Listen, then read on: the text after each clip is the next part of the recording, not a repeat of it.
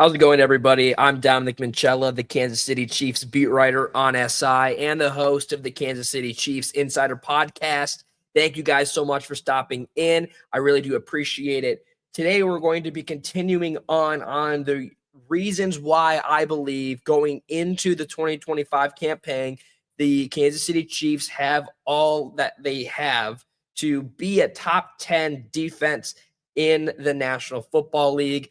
Last season, they were among the top in several categories that I will remind you of today. If you did miss yesterday's episode, that is part one. This is part two. So if you're watching part two and you're wondering why I'm not saying certain players, there I've probably mentioned them in part one. So go check that out before we continue on. So exciting stuff. I've reiterated the last time that the Kansas City Chiefs, I love their offense, and I don't necessarily talk about their defense all that often. So that's exactly why I'm dedicating these two podcasts to dissecting as to why they potentially could hold a top 10 status going into the new season, regardless of how last season ended against the Philadelphia Eagles. It's much better in my eyes that this defense looks a little bit more fresh. They've got a new fresh mind from Steve Spagnuolo. And while I say new, I'm talking about he's able to put 2024 in the past and he still steamrolls forward, being sure that he's able to get these guys ready to go.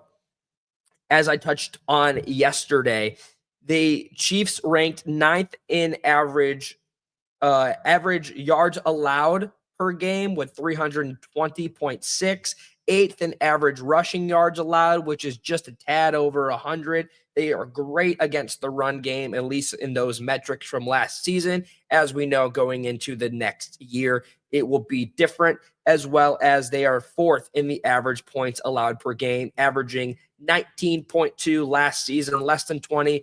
If an offense is able to get you enough 20 or more points, you're going to win the game. At least that was the narrative last season for Kansas City. We also touched on the likes of Chris Jones, Leo Chenal, Trent McDuffie, among others. So let's continue as to why the Chiefs have several pieces to factor into a top 10 defense, starting with, in my opinion, and I've seen this go around the media, Kristian Fulton is one of the most underrated signings that the Chiefs had this offseason. I say underrated because he's not a guy that's exactly going to jump off the page for you. Last season was his best season, and he did it in 15 games. According to PFF, he had an overall grade of 71.1, which, if you remember from yesterday, I deem anything from an 80 and above to be really, really good.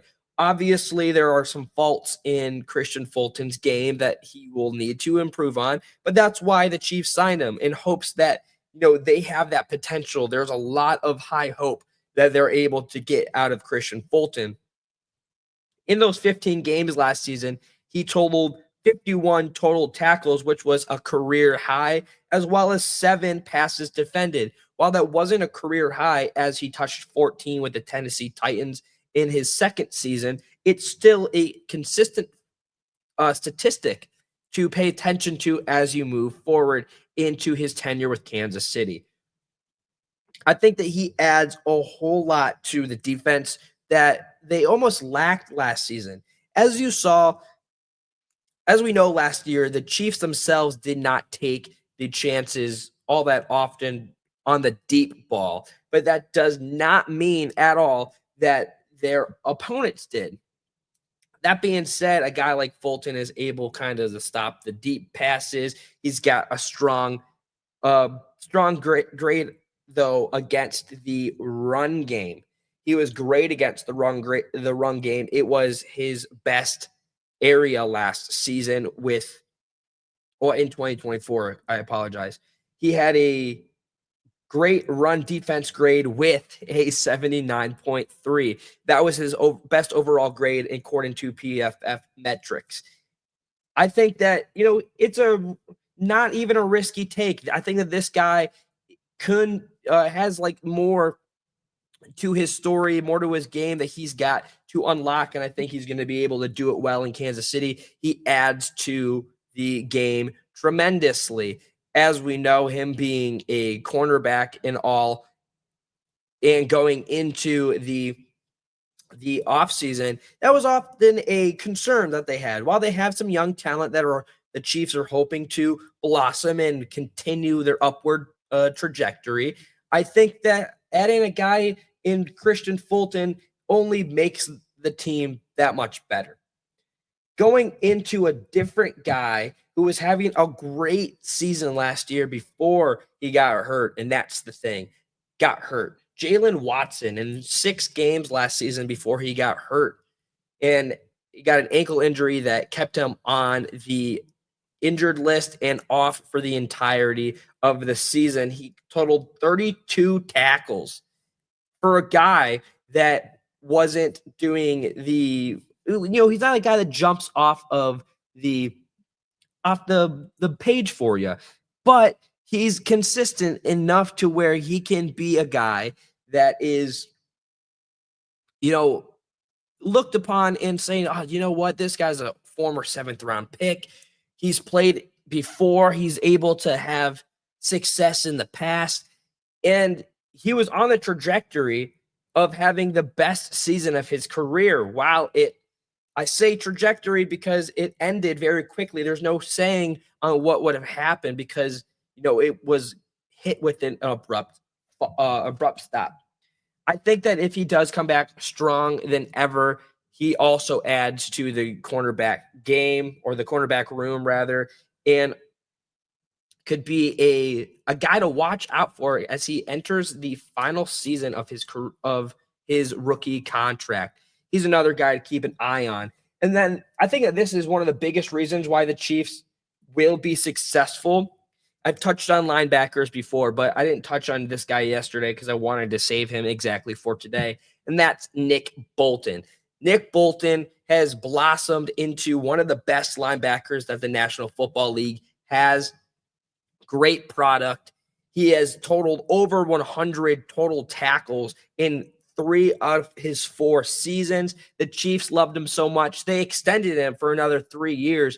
Coach Steve Spagnuolo was recently joining Travis Kelce and Jason Kelce on New Heights, talking all about, this guy is kind of the anchor to the defense. If you want to do all these different things on defense, you got to have a strong middle linebacker, and that's exactly what Nick Bolton is. While he's not going to, he's going to be above average in hopes that he can lead the NFL in total tackles. He came close one season, but he can't do it all by himself.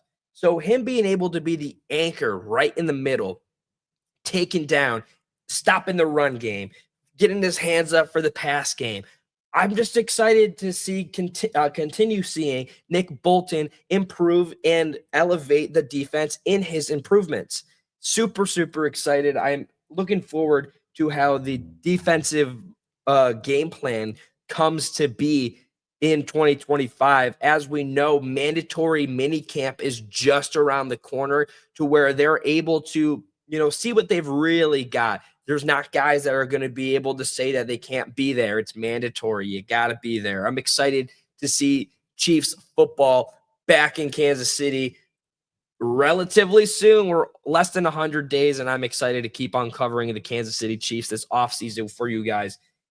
That being said, check out the ticker down below. You can follow me at Dom Minchella over on X, as well as you can follow us at KC Chiefs on SI on X as well.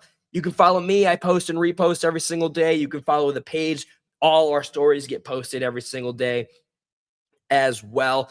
You don't want to miss out on any news. We'll keep you up to date as we get closer into the summer months, into the new season. You're not going to want to miss it. Chiefs Kingdom. That being said, guys, I'll see you guys tomorrow. You know the deal. Be kind to one another, and I'll see you.